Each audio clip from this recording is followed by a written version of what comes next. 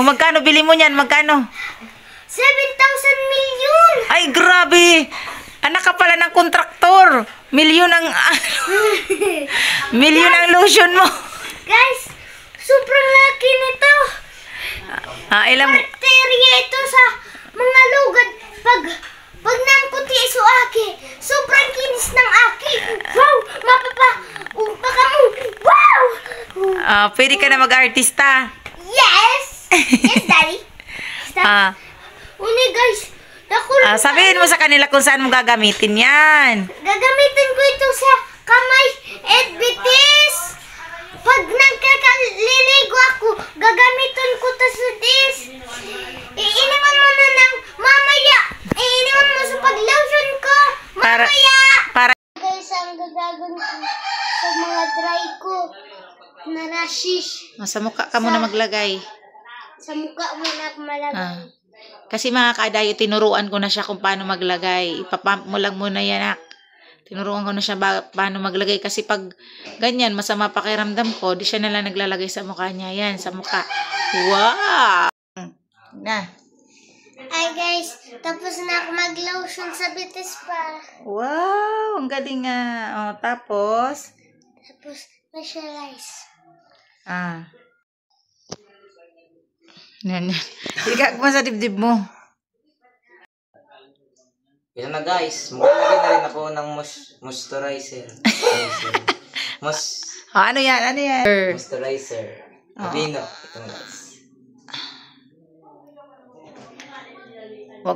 Wag mo ano ha?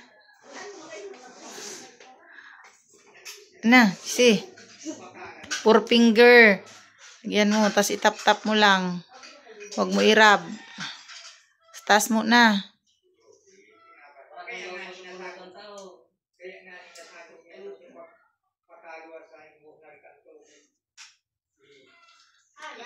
Ito naman.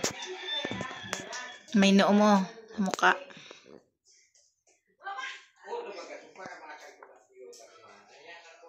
Yung isang kamay mong gamitin mo na.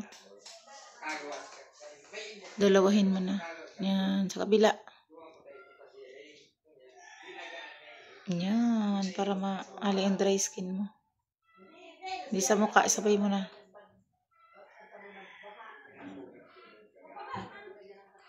Huwag sa mata, wag sa mata. Kinain. Bre, lagyan mo si kuya sa likod. Dali na, tadi man nakikita ni kuya. Bre, lagyan mo si kuya sa likod muna. Maglagay ka sa kamay mo. Lagyan mo si kuya, dali. Lagyan mo si kuya sa likod. Huwag mo takpan ang nak. Sige. Lagay si kuya sa likod, lagay. Sige, lagyan mo si kuya sa likod.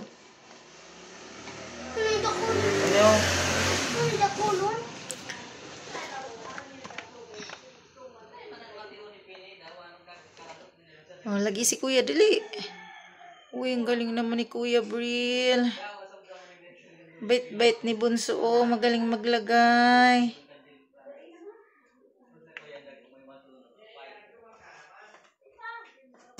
Ayan na guys. Bye-bye na kayo ni Kuya, dali na.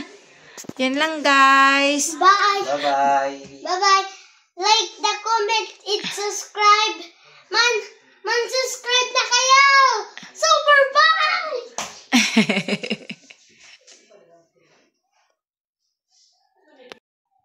So yun guys, yung may mga dry skin guys, gumamit na kayo nito ng Aveeno moisturizing body lotion. Yan, the best sa may mga skin asthma, eczema, or kahit ano, basta mga dry skin para ma-maintain yung moisture ng balat. So yun lang guys, ang namin, nag-alaga lang ako nitong dalawa kong sensitive na anak. Yung isa naglalaro na, ayun na. Bye guys!